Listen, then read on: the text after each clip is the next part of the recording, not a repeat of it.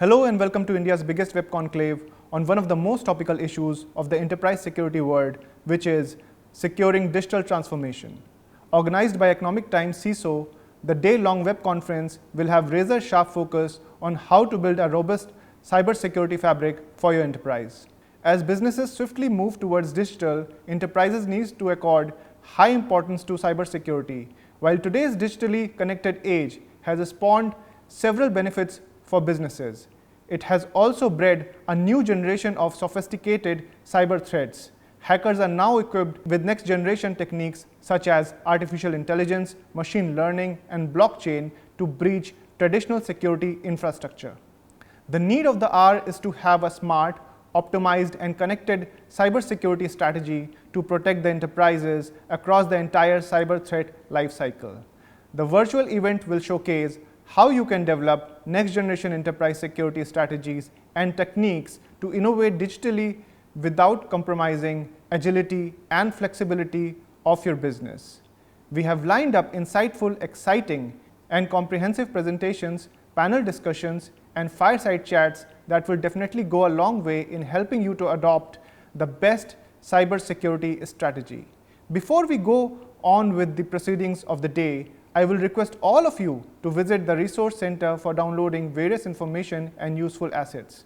Also, please feel free to visit the Help Center in the lobby for any queries related to the event or any partner.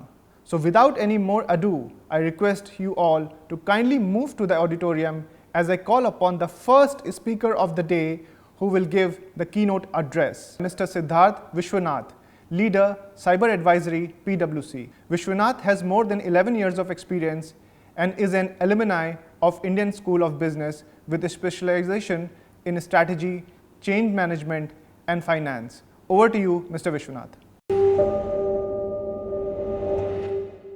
Hi, I'm Siddharth Vishwanath. I lead the cyber practice at PwC India.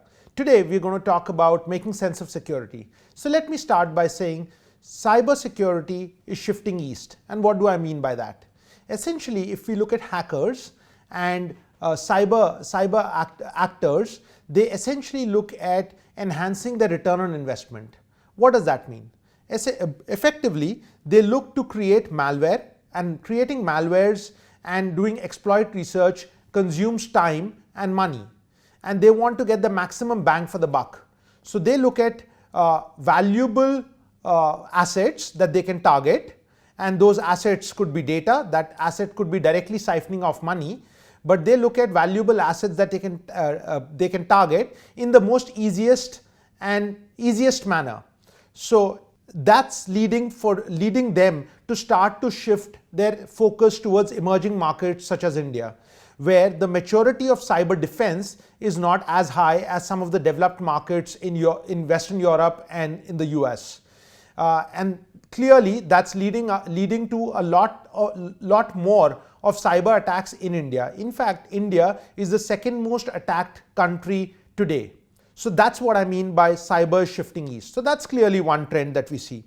I think let's talk a little bit about some of the recent event. I mean, the most recent event that I picked off from the newspaper was really the cyber hack at Uber. Now, what's happened there? The Uber app had some vulnerability, because of which a number of unauthorized drivers could register themselves as valid drivers of Uber. And it led to close to 10,000 trips being made by unauthorized drivers, which essentially means that cyber, whilst it is of course about data loss and data theft, it is also about financial loss, but today it is clearly also about safety and security. So therefore, cyber goes beyond the realms of data and money into safety of human life. And this becomes even more relevant as we see greater proliferation of Internet of Things that will go into our homes, that will go into our cars, that will go into our cities as smart cities. So as we see greater proliferation of Internet of Things, cyber will become a mainstream agenda from a safety standpoint as well. So really the definition of cyber is also expanding. And the other lesson to learn from the same Uber incident is cyber not just leads to reputational loss, it not just leads to financial loss, but cyber could also lead to shutting down of businesses. So Uber is really being asked to shut down their business in London. So that's the kind of ramification cyber attacks can have. So that's really sort of telling you about how cyber is going beyond and getting to the world of safety. And this is also relevant in the context of one of the attacks at one of the critical infrastructure, one of the nuclear power plants in India. And we'll talk a little more about that as we move forward. I think the other thing that I wanted to talk about is the world of data explosion. If we look at Netflix is capturing our behavior in terms of what kind of content do we want to watch, do we like to watch, and that in many ways reflects our likes and dislikes at a very intimate level, and that's data that we are actually generating, and that data is getting shared with a platform outside of our homes. If we look at Flipkart, that's capturing data of our purchases, the kind of stuff that we like, dislike, and Facebook captures a lot more. Do you know, many of you may have participated in the Facebook 10-year challenge. Do you know what the utility of that Facebook 10-year challenge was? Which is basically to say that, look, upload a picture of yours 10 years back and upload a picture of yours of today together. And essentially Facebook is using that kind of crowdsourcing effort to fine-tune their facial recognition softwares. So that's the value that Facebook is getting. But essentially we are giving a lot out there to Facebook and the likes. Now that is what takes us to the topic and the debate around privacy. How much is enough? What do these organizations need to do? And what do legislators need to dictate to ensure that our data is safe and secure? And I think fundamentally legislations around privacy like GDPR, that's already come out, Indian Data Protection Bill, which will possibly become a law soon, all focuses on two fundamental objectives. The first is, are organizations that are capturing this detailed footprint of our personal lives taking care of it? Are they investing adequately in security? I think that's fundamentally question number one. But equally important is question number two. Are those organizations responsibly using the data for the purpose that it was given to them? For example, if we look at Cambridge Analytica case, classic case of no cyber attack, but misuse of data by the entity to whom that data was provided. So I think privacy is a much larger debate and we can talk a lot more about it. There's also an element around privacy vis-a-vis state surveillance. How much is enough? Yes, of course, nation states need to ensure that they are able to track the actions and acts of criminals. But does that mean they should be allowed to become surveillance states? And I think that's again a fine line to be drawn. And to some extent that debate has gotten heated up in India as well on Aadhaar and the Supreme Court ruling, which kind of said Aadhaar should not be mandated. So of course there are different connotations of this, but I think it's absolutely, I think privacy debate is central to the whole larger theme around cybersecurity and security. So I just thought I'll place that in front of all of you. I think the other thing is, the question is, very often we think, we kind of wonder to say who's at risk. So cyber really, is it just organizations that are at risk? Large banks, because that's what hits the headlines. Maybe a few tech platforms like Ubers and Swiggies and the likes. Maybe that's what hits the headlines. So really, are only these organizations at risk? And the answer is, we have to look at nation states. Governments are at risk. Cyber is used as a means of warfare today. Whether it is warfare in the data world or warfare in the real world using cyber attacks to impact maybe nuclear installations. So cyber is a means to undertake warfare. India as well was faced with a cyber attack at the Kundakulam nuclear power plant. Of course, thankfully the networks were air-gapped and it did not impact the core operational technology infrastructure, and it only impacted the IT systems. But clearly, it's not as if it happens only in Iran, but it's happening in India as well, right? So it's very here and now.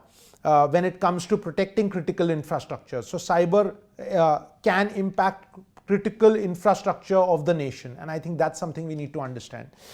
Yes, a number of government websites have been defaced, a number of government websites have been hacked. Of course, those are, those sort of keep happening dime a dozen in today's context. So government is clearly at risk. If we look at organizations, of course, commercial organizations are at risk. India has seen the case of a SWIFT and an ATM hack at Cosmos Bank, which was widely published. We've also had a similar hack around SWIFT systems, which is largely to do with international remittances at City Union Bank. So there have been a number of banking organizations that have been hit. These were just two examples. Similarly, the IT/ITES was also hit, and that was also partly in news. And largely the focus was saying if IT/ITES caters to end clientele across the globe, how do I get to the end clientele?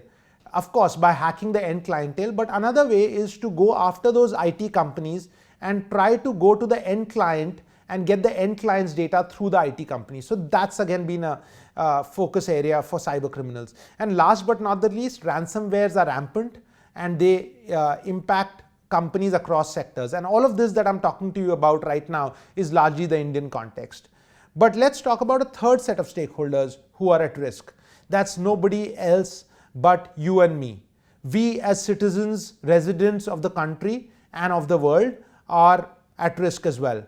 A number of places, including our phones, we give our we sign up to facial recognition to use it as a way of opening up our phones or our fingerprint. How safe are those? That's a question to ask. A number of apps that we download ask access to our contact database, to photos, to reading our SMSs on which we get OTPs. How safe is that? So fundamentally, there's a huge risk that each of us as individuals face. We also get a lot of wishing and smishing attacks, which is basically people calling as if they are from a genuine financial organization asking for our bank account details, or SMSs seeking certain certain specific credentials of ours related to passwords or bank account details. So we are also at risk.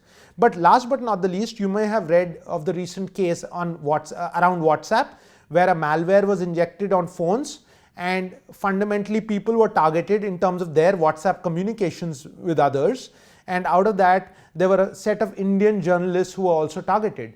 So clearly risk to us as individuals is also real, and that requires better degree of awareness and a conscious effort to say what could put ourselves at risk, and therefore what kind of apps do I not want to look at, what kind of activities do I not want to do using my handheld phones or my laptops. So I think that's absolutely critical as well.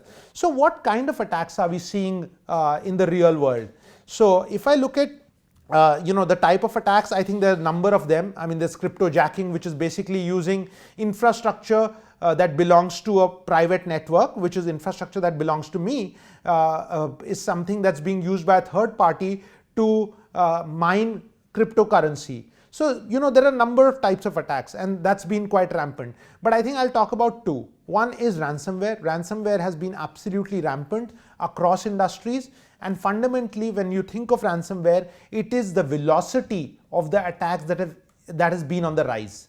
And therefore, given the fact that velocity of routine attacks like ransomware, and I use the word routine today, which I wouldn't have used 2 to 3 years back, we therefore need to have strong breach response capabilities, because organizations will be breached, there will be some attack in some form and shape, and therefore breach response is absolutely front and central to any organization's capabilities today. So we must undertake crisis response and crisis planning, including crisis communication. How do we interact with various stakeholders at the time of crisis? So I think that's very important.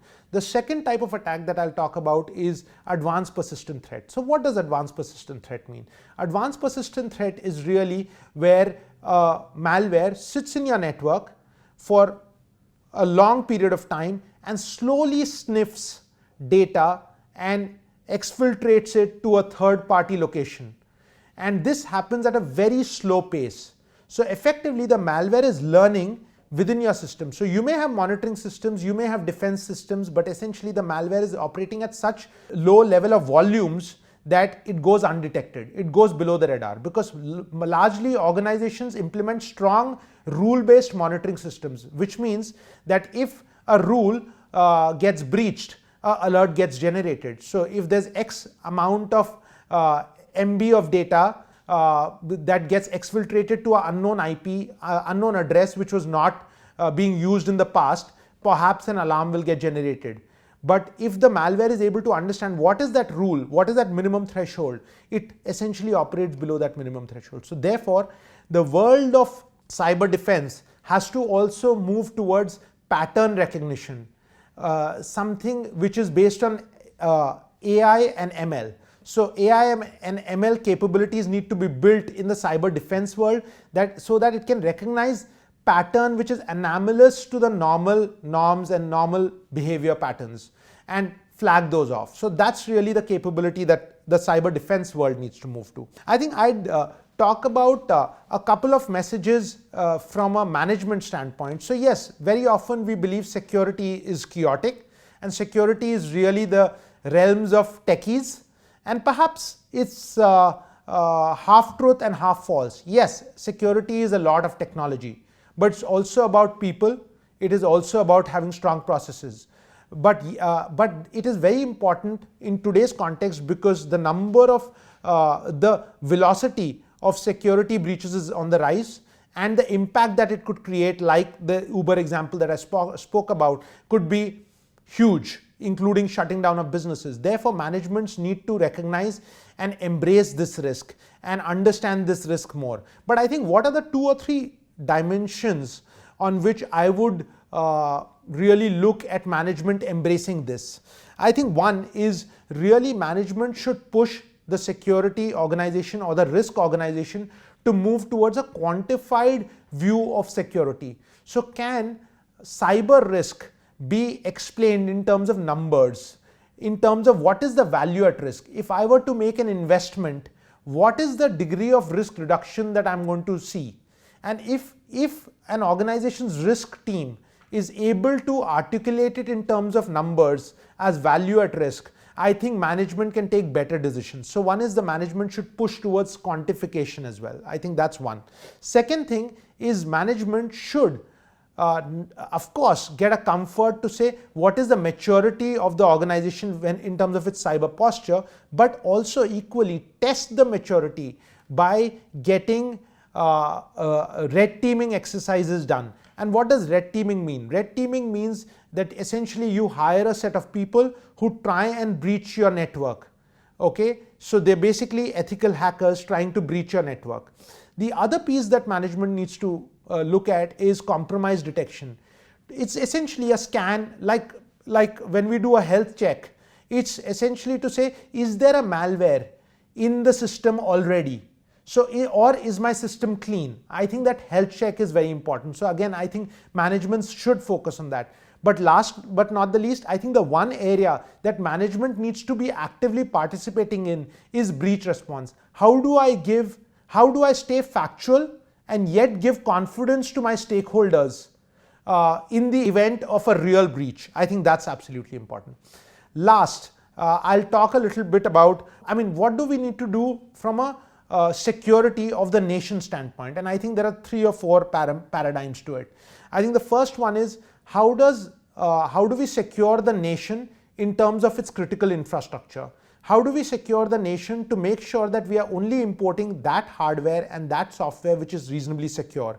How do we ensure that we are creating adequate capacity of skills that can actually deliver security to all the stakeholders within a nation? So I think all of these should be front and central agendas of the government.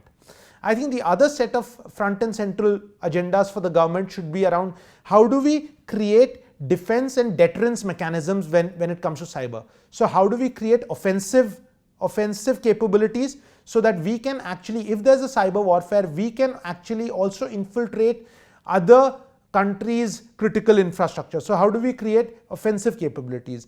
How do we shut down safe havens? All of this, and how do we have active defense capabilities? All of this is no different from real warfare, but in the cyber world. All of this also has to be front and central on the government agenda. I think the third piece is securing business. And in securing business, I think fundamentally there are 2 or 3 key things. One is, how do we have the right set of regulations to make sure that the minimum baseline security standards are adhered to across industries, because really the ecosystem is as weak as its weakest link. So you've got to strengthen the weakest link. So I think that's one. Second is, how do we create a lot more of information sharing within the industry? So if there's one entity that's been breached, how does that information flow across to other entities of the similar industry? And that is absolutely essential, because as I mentioned, cyber activists and cyber hackers essentially try and maximize the ROI, which means they will try and reuse the same malware, same modus operandi of the attack at multiple destination points. And hence, learning from breaches that have happened in company A by other companies in the ecosystem is absolutely important. So how do you create an enabling information sharing platform? I think that's important. Last but not the least, I think it is about creating awareness, and that's a challenge, creating awareness amongst citizens and amongst residents of the country, and that's always going to be a challenge in a country like India, because India exists in 2 nations, India and Bharat. So how do you disseminate the information to a lot of people who are first-time internet users, first-time mobile users, people who talk and think in multiple languages? So how do you do that? That's a challenging and a daunting task, but yet an important task. So those are largely some of my thoughts that I thought I'd share with all of you today. And it's been really a pleasure chatting with you. And I look forward to many more conversations. Thank you. Thank you, Mr. Vishwanath, for such an insightful session.